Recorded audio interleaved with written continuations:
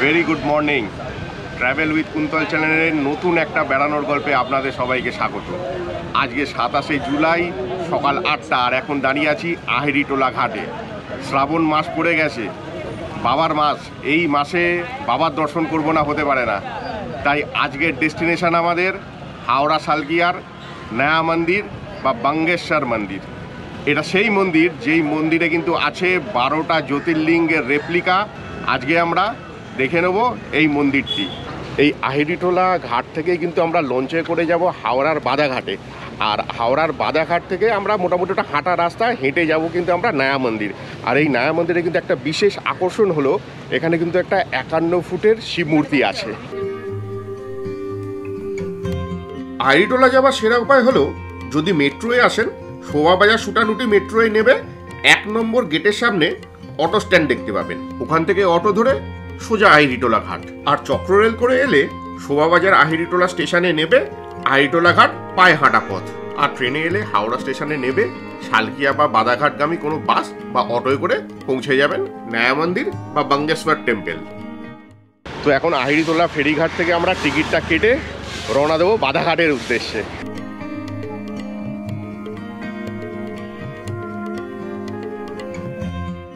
আহেরিটোলা ফেরিঘাট থেকে আমরা টিকিট কেটে নিলাম। টিকিট পড়লো 8 টাকা। আর এই আহেরিটোলা ঘাট থেকে বাদাঘাট যাওয়ার জন্য সকাল 5:30 থেকে রাত্রি 9:30 অবধি কিন্তু ফেরি চলাচল করে।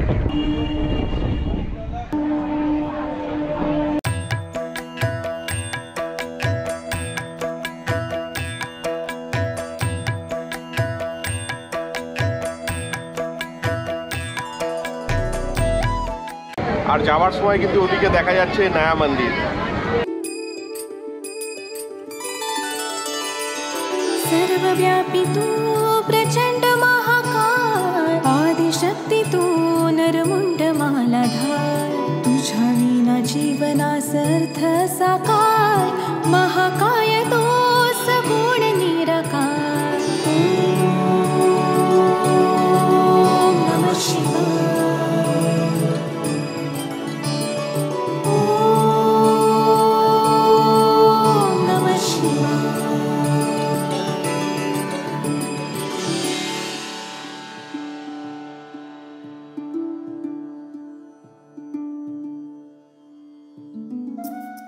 আচ্ছা, বাদাঘাট থেকে কিন্তু এই রাস্তাটা করে আমরা সোজা এলাম। এসে যে মোড়টা পড়বে, এই যে মোড়, এই মোড় থেকে সিগন্যাল থেকে বাঁদিকে যে রাস্তাটা চলে গেছে, এই রাস্তাটাই কিন্তু নয়া মন্দিরের রাস্তা। বাদাঘাট থেকে নয়া মন্দির বা বাঙ্গেশ্বর মন্দির কিন্তু হাঁটা পথ। তবে সঙ্গে যদি কোনো বয়স্ক মানুষ বা বাচ্চা থাকে, আপনারা কিন্তু ঘাটের সামনে থেকে টোটো পেয়ে যাবেন। আমরা এখন চলে এসেছি বাঙ্গেশ্বর মহাদেব মন্দিরের একদম সামনে। 1953 সালে মহাশিবরাত্রির দিন তৎকালীন মুখ্যমন্ত্রী ডক্টর বিধানচন্দ্র রায় কিন্তু এই মন্দিরের উদ্বোধন করেছিলেন। এই মন্দির কিন্তু শ্রী বংশীধর জালান স্মৃতি মন্দির নামেও পরিচিত। আর এই মন্দির 1 এপ্রিল থেকে 30 সেপ্টেম্বর সকাল 5টা থেকে বেলা 12টা এবং বিকেল 4টে থেকে রাত্রি 9টা পর্যন্ত খোলা থাকে। আর 1 অক্টোবর থেকে 31 মার্চ সকাল 5:30টা থেকে বেলা 12টা আর বিকেল 4টে থেকে রাত্রি 9টা পর্যন্ত খোলা থাকে।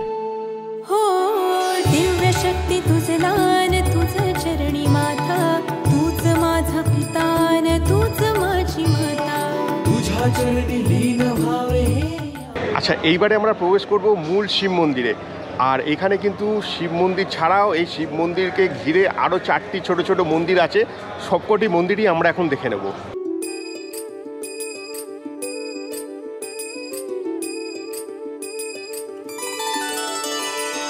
सर्वव्यापी तू प्रचंड महाकाय, आदिशक्ती तू नरमुंड मालाधार, तुझ्या विना जीवनासर्थ साकार, महाकाय तो सगुण निराकार। ओम नमः शिवाय।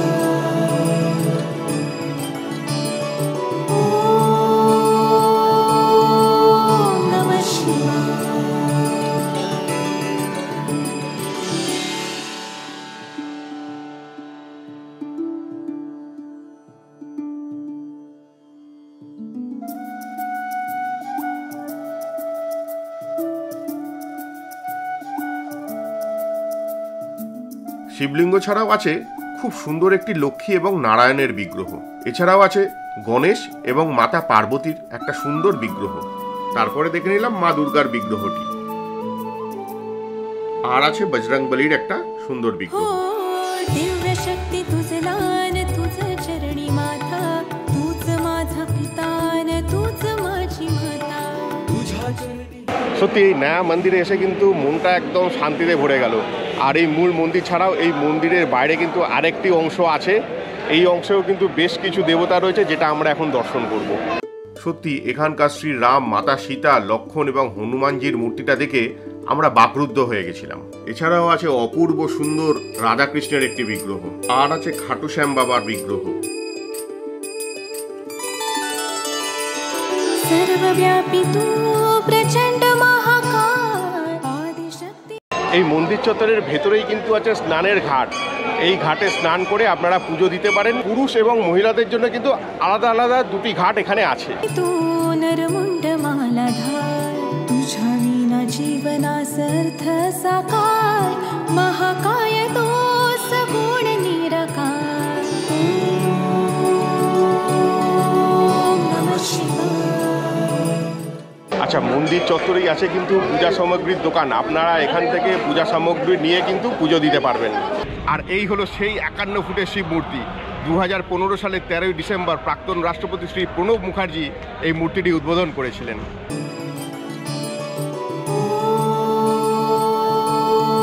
ओम नमः शिवाय।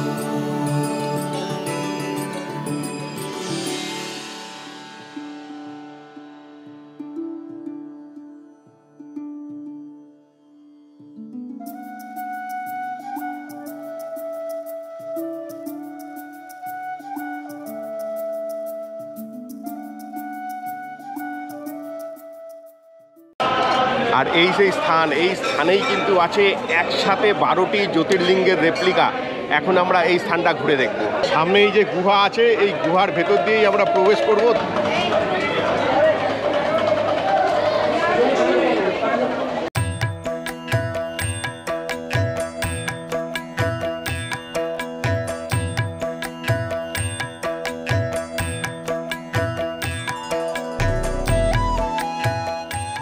সোমনাথ জ্যোতির্লিঙ্গ গুজরাটের সৌরাষ্ট্রতে অবস্থিত। এটি প্রথম জ্যোতির্লিঙ্গ।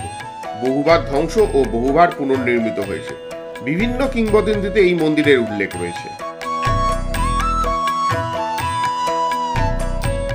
মহাকালেশ্বর জ্যোতির্লিঙ্গ মন্দির মধ্যপ্রদেশ রাজ্যের উজ্জয়িনী শহরে রুদ্রসাগর হ্রদের তীরে অবস্থিত। এটি একমাত্র দক্ষিণমুখী শিবলিঙ্গ।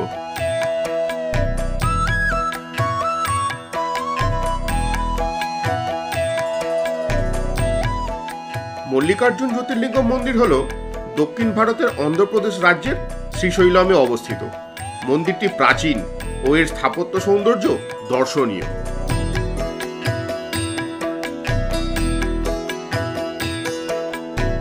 কেদারনাথ জ্যোতির্লিঙ্গ উত্তরাখণ্ডে হিমালয়ের কোলে অবস্থিত। কেদারনাথ হল উচ্চতম জ্যোতির্লিঙ্গ। এই মন্দিরকে ঘিরেও অনেক কিংবদন্তি রয়েছে।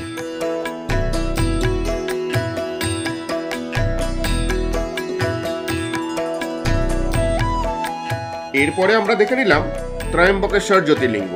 এই মন্দিরটি মহারাষ্ট্রের নাসিকের গোদাবরী নদীর উৎসের কাছে অবস্থিত।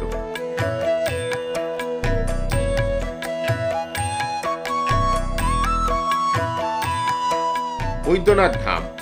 বৈদ্যনাথ জ্যোতির্লিঙ্গ ভারতের ঝাড়খণ্ড রাজ্যের দেওঘরে অবস্থিত। শ্রাবণ মাসে এখানে অসংখ্য ভক্তের সমাগম ঘটে।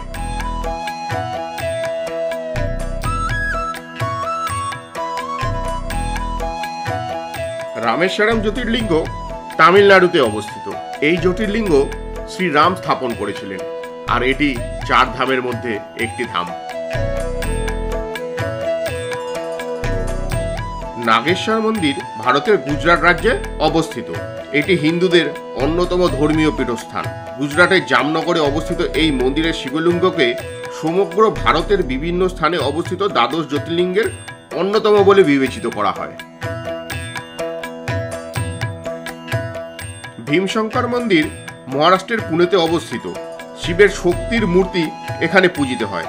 এটি ভয় ও ও অশুভ শক্তির ধ্বংসকারী রূপের প্রতীক।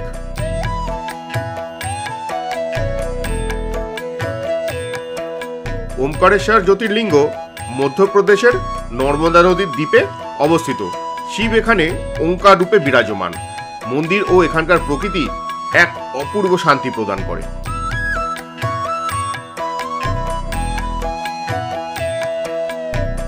কাশী বিশ্বনাথ জ্যোতির্লিঙ্গ এটি উত্তরপ্রদেশের বারাণসীতে অবস্থিত। এই মন্দির হিন্দু ধর্মের অন্যতম পবিত্র স্থান। শিব এখানে বিশ্বনাথ রূপে পূজিত হয়। এই মন্দির গঙ্গার তীরে অবস্থিত।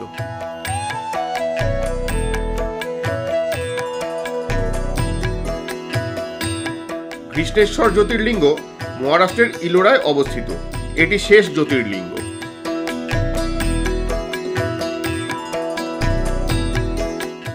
সত্যি শ্রাবণ মাসে এসে এইখানে বাবার স্থানে দ্বাদশ জ্যোতির্লিঙ্গ একসঙ্গে দেখে মনটা শান্তিতে ভরে গেল। অপূর্ব সুন্দর এই জায়গা, অবশ্যই একবার কিন্তু ঘুরে যাবেন।